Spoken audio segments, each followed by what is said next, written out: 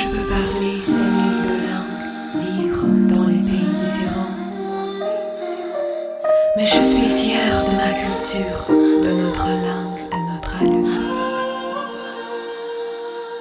Je suis ravie d'être tatar et je le montre dans mon art.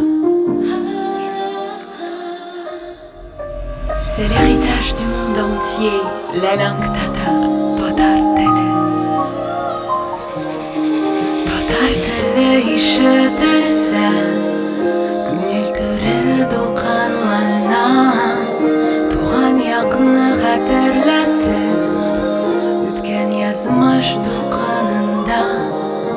Күпме чит-илләрдә йөреп, йөз телләрдә сөйләшсәм дә, ата-ана телен саклыйм, аның белән мин гомергә.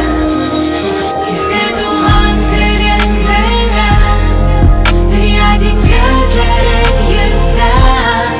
Салкын җилләр әгәр исәм, моңа белән дөнья гизәм. Әгәр күздән яшьләр акса, илем белән горурланып, тышны кысып атлыйм, җирән белән җиңеп батыйм. Tatar теле ишетелсә, күңел түрә дулкынлана.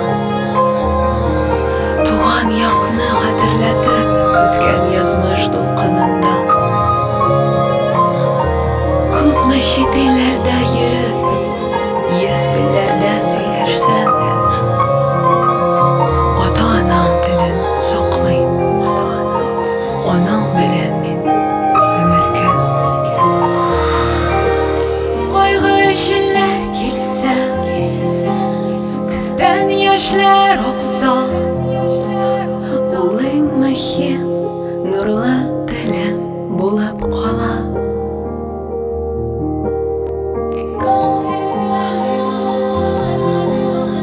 Les larmes coulent des yeux, la langue tatar est comme une chère chanson. Tatar Tale, Tatar Tale.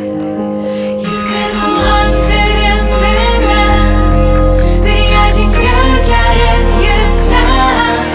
Салкын җилләр әгәр исәм, моңа белән дөнья гизәм. Әгәр күздән яшьләр акса, илем белән горурланып, тышны кысып атлыйм, җирән белән җиңеп батыйм. Tatar